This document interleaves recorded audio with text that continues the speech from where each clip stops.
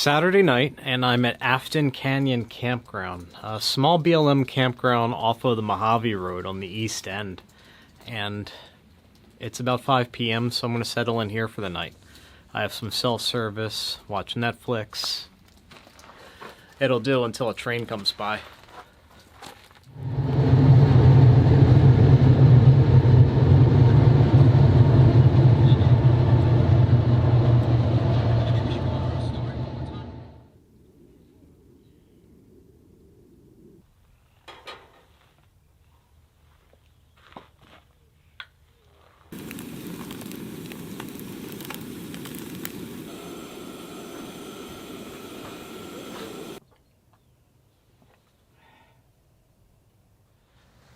It's Sunday morning, 8 a.m. at the Afton Canyon Campground.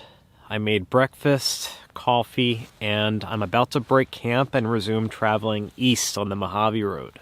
I barely scratched the surface yesterday, made it about 10 miles before calling it a night.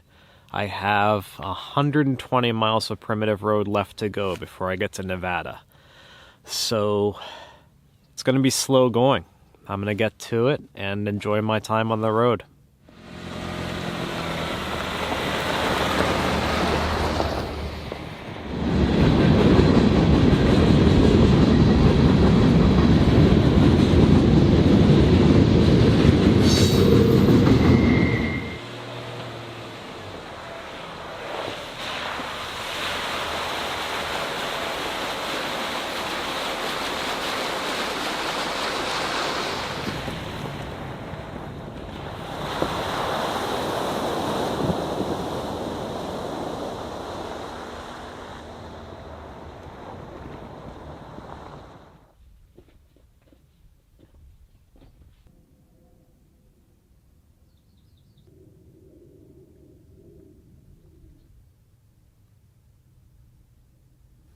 An ancient railroad bed put to disuse maybe a century ago.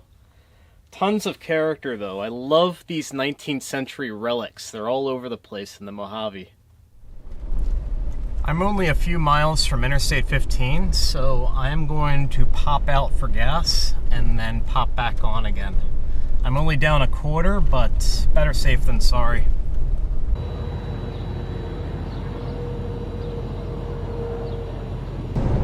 $4.29 for gas at that remotely located gas station. It cost me 25 bucks just to fill up a quarter.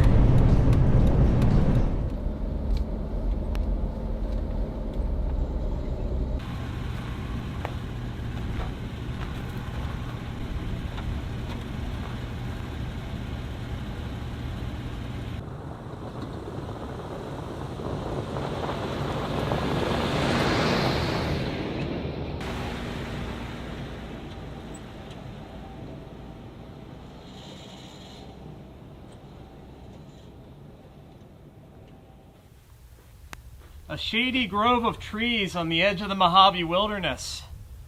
A couple of fire rings, some rope swings, a nice campsite like an oasis, but without the pool of water.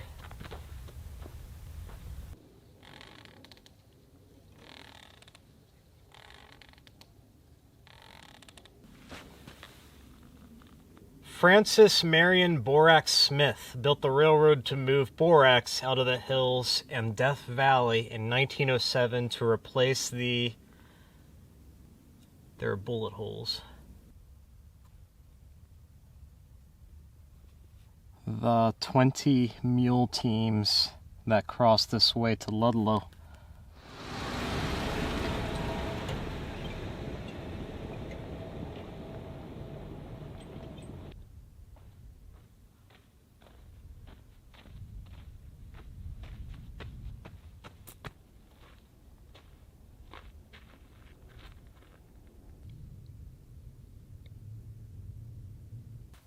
It's around 12:30 p.m. on Sunday. I just crossed into Mojave Wilderness Preserve, and it already feels so desolate. It's awesome. But I'm taking a break for a sandwich, and then I'm going to drive for about 2 more hours before seeking out a place to camp tonight. This road is gross. Doesn't look bad, but I'm slinging mud all over the place. When you travel through here, you're supposed to bring a rock and add it to the pile. I knew about this, but I forgot. So I don't have a rock. But I have it on video, so I was here.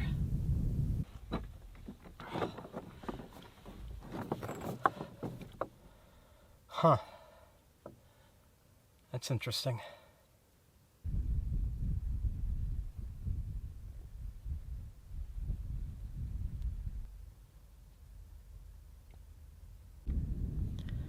I have some concerns about the road ahead. For the next several miles, it crosses an old, dry lake bed, and right now there's really bad surface mud, probably from yesterday's rain.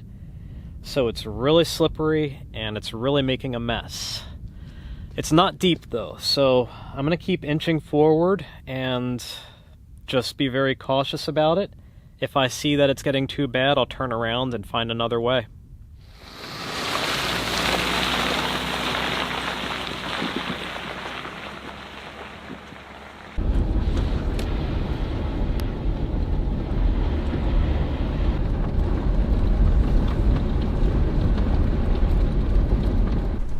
This is really gross. The Jeep is going to be a mess. Forward progress isn't a problem, so confidence is high, but it's making a heck of a mess.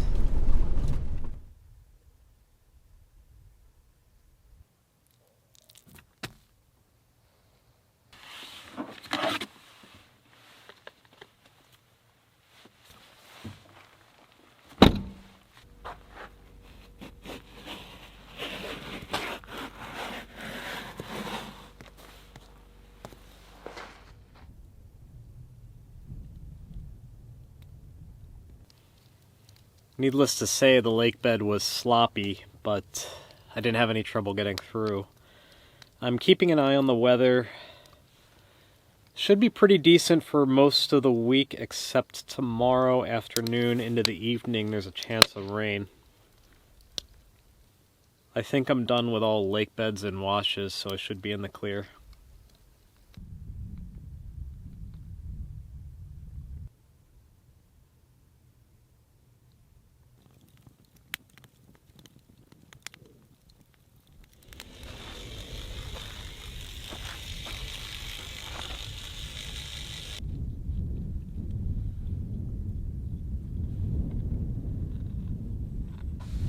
It's Monday morning, February 4th.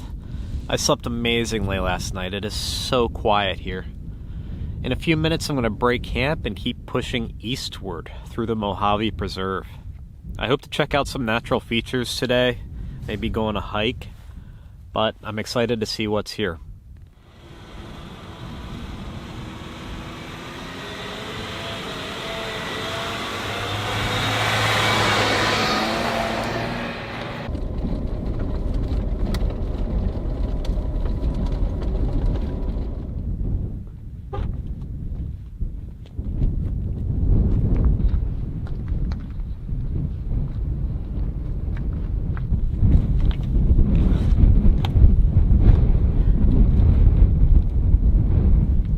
Wow, it's a big lava tube.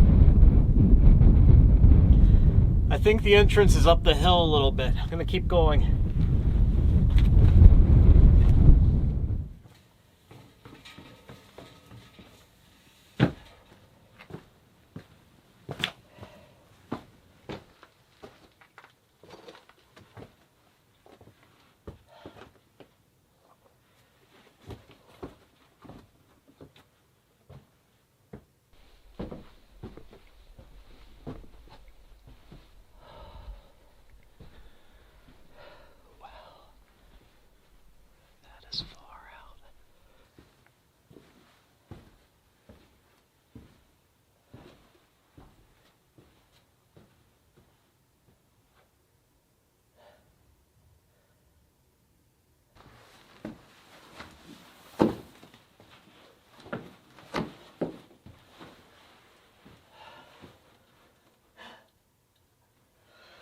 This is so cool.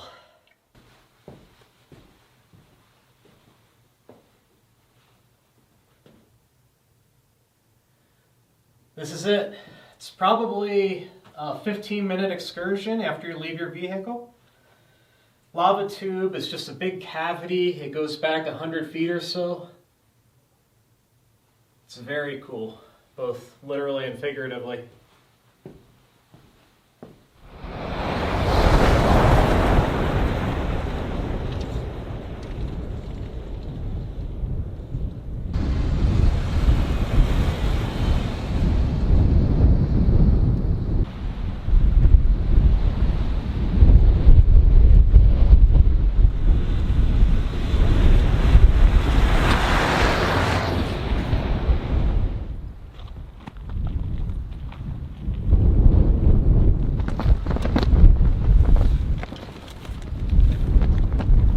Mailbox wants me to sign in.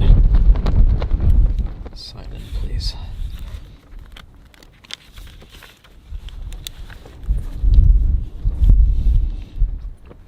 Venture for WD.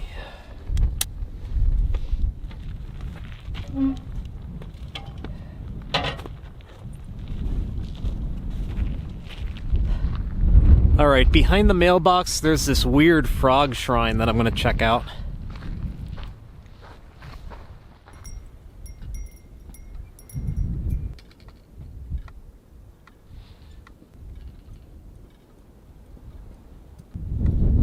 Wow. Stay weird, Mojave Road.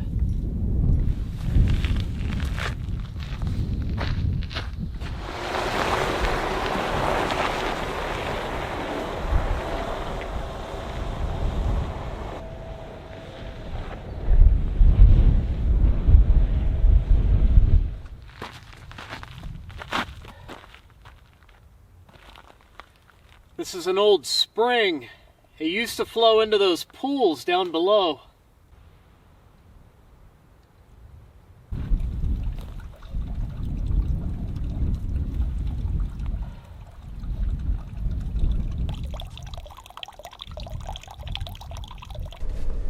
That was Marl Spring. It's still flowing a little bit, but not a lot. It is 3 p.m. I am going to drive just a little bit further, and I'm going to keep my eyes open for a place to camp tonight.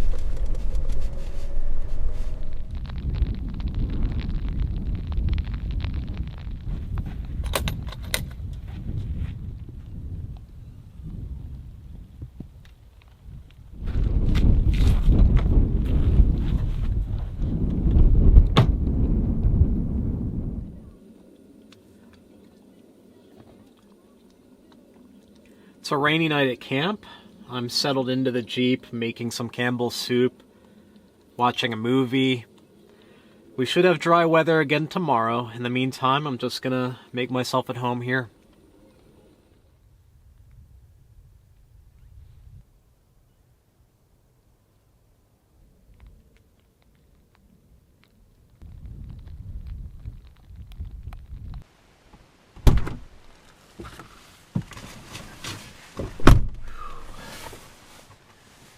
It's Tuesday morning, around 8:30 a.m.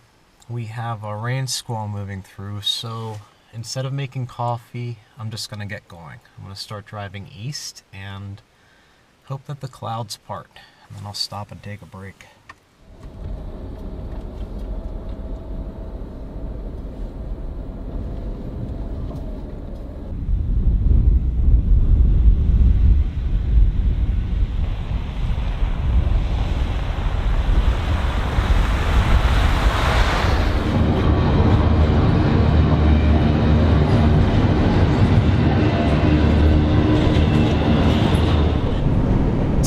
Detour to Kelso Depot and Kelso Dunes. They're just an attraction in the middle of the Mojave Preserve that I really want to see. I just hope that I have enough gas to complete the track. If not, no big deal. What's along the road is more important than the road itself.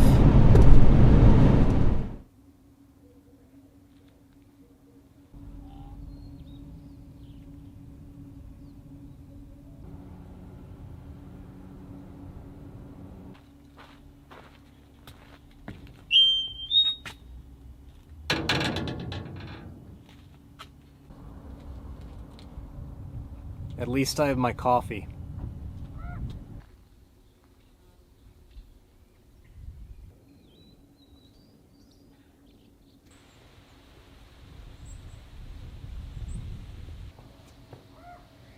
Figures. The Kelso Depot Visitor Center is closed on Tuesdays and Wednesdays. And it's Tuesday.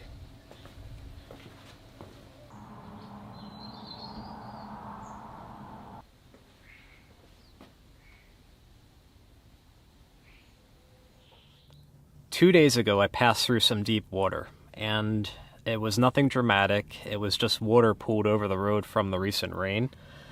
It was about bumper deep and well within the fording capabilities of the Jeep, but unfortunately it wasn't without consequence. It completely submerged my front sway bar and the electronic disconnect assembly, and things have been wonky ever since. If you're an automotive enthusiast, you likely already know this, but the sway bar is the part of your suspension that's designed to improve the stability and the handling of your vehicle when you're driving on pavement and when you're cornering. Well, the Jeep Wrangler Rubicon is equipped with an electronic sway bar disconnect, and when you press that button when you're off-road, it allows the axles to articulate, thereby yielding better traction, more comfortable ride. Well, after I submerged this, it would start working intermittently, and then I took it apart, let it dry out, cleaned the contacts, and put it back together, and then it stopped working altogether. So I did not help the situation. But the dashboard lit up, lights blinking weirdly, and just all around glitchiness, so bad news. Alright, aside from the blinking sway bar light, we are good to go.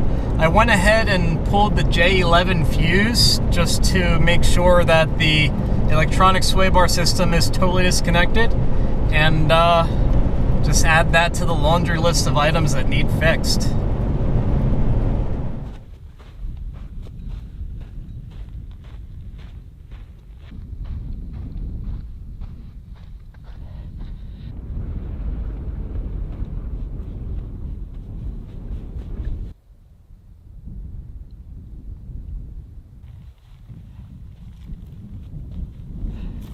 Really hoping for some sun.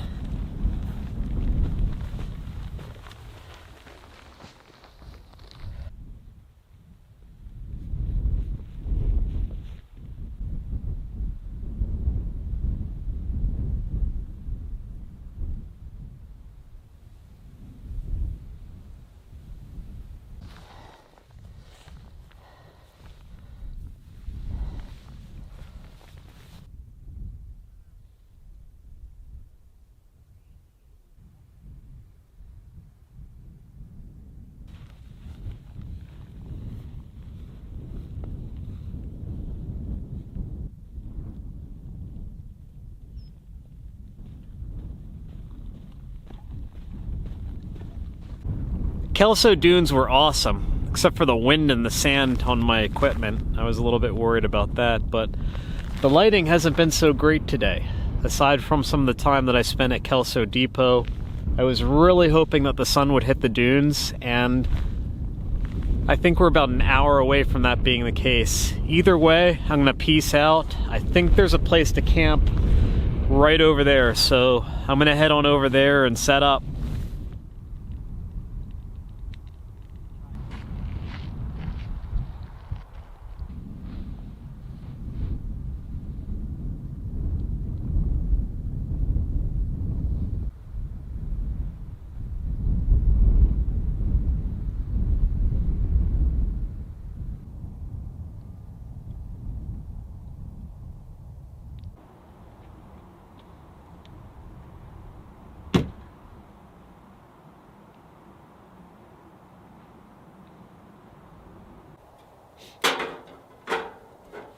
That was the light that I was waiting for. Overcast for most of the day, and then at sunset about 15 minutes of the most amazing light.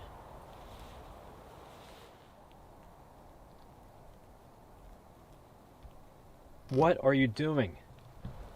No. Oi!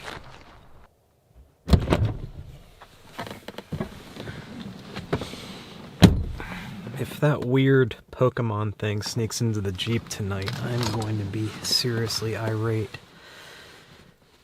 Right. Why do we disconnect our sway bar when driving off-road? There's a couple reasons. And first, it allows the suspension to articulate when we drive over varied terrain. And this enables the weight of the vehicle to be better distributed among all four contact patches. So when every tire has an equal amount of pressure on the ground, that translates to a significant increase in traction. So first, it's a traction aid. The second reason, which I feel is often overlooked or at least underappreciated, is the element of comfort.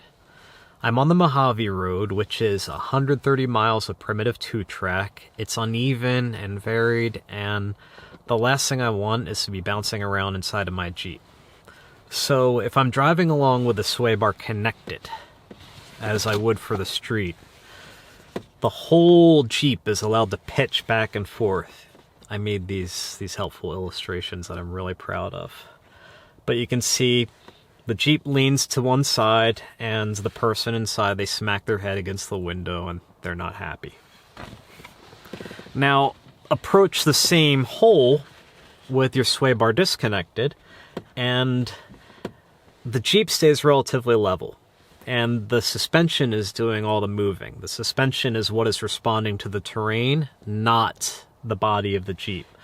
So this person is able to enjoy their coffee without spilling it while driving down a technical road. How disconnecting the sway bar enhances your traction is one thing, but the comfort element is huge to me, especially when driving such great distances over such rough terrain. So, in my opinion, and this is just my opinion, that is the killer feature of the Jeep Wrangler Rubicon model.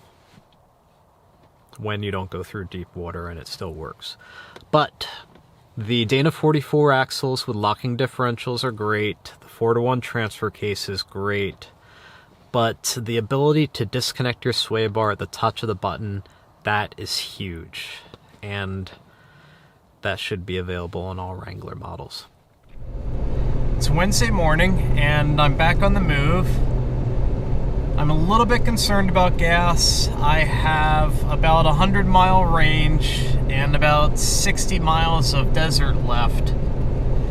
This should be plenty, plus I have about 30 more miles in the roto packs. Either way, I'd like to have a little bit more at this point.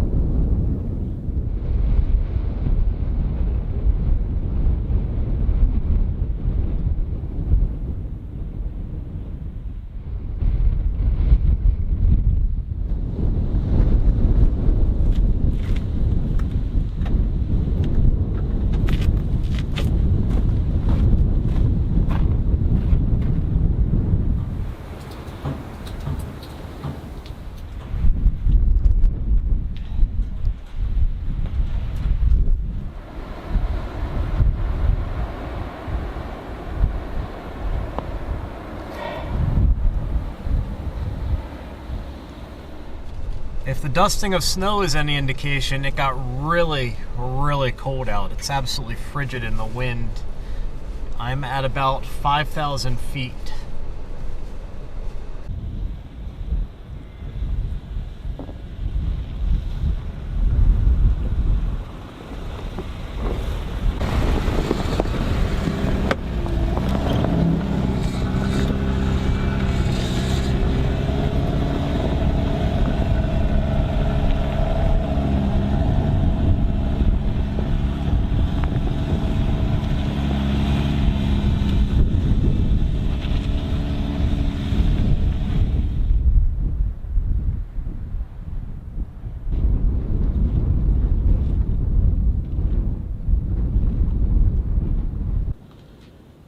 Cool.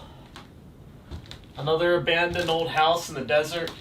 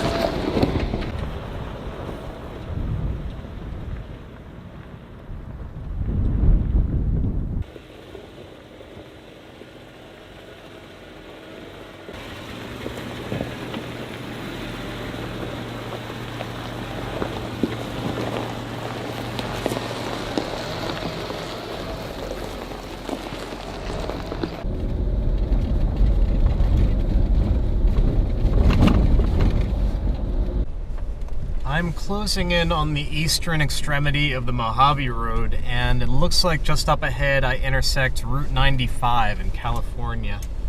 So I'm going to seize that opportunity to go get gas because I'm about at 1/8 of a tank. Then I'll find a place to camp, and then I'll finish up the Mojave Road tomorrow.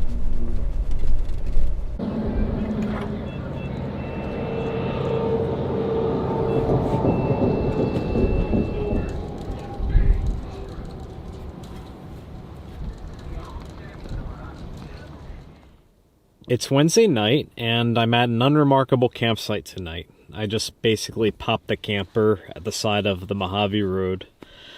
But I am in Nevada now, and I probably only have a handful of miles to go until I'm done with the Mojave Road, the whole thing, and it's been awesome.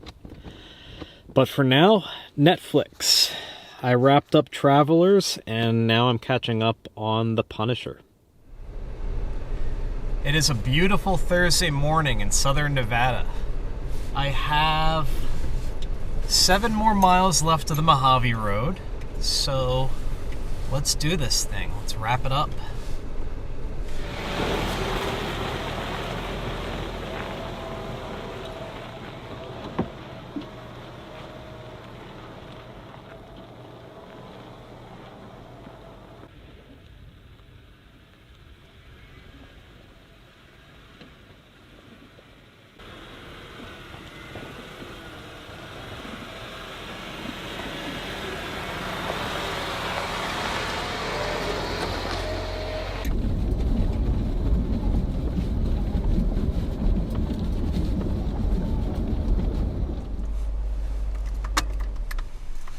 This is it.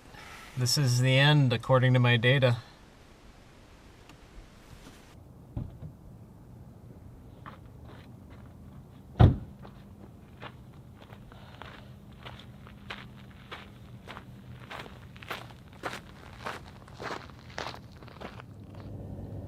This is it. The eastern terminus of the Mojave Road. And it's not a very remarkable destination, nor is it very ceremonious, but that was 139 miles of primitive track, starting near Barstow, California to the west, and ending here on the shore of the Colorado River in southern Nevada.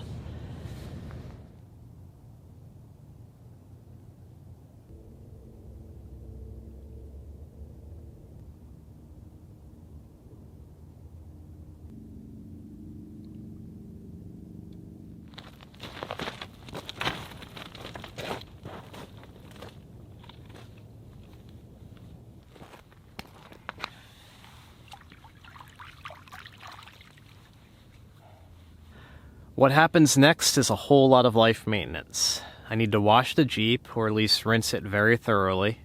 Groceries, laundry, find internet access so I can publish this episode tomorrow, and pizza. Most definitely pizza. So I'm going to call that a wrap for this week. I hope that you guys had as much fun along the Mojave Road as I did, and thank you for following along. I'll catch up with you again next Friday.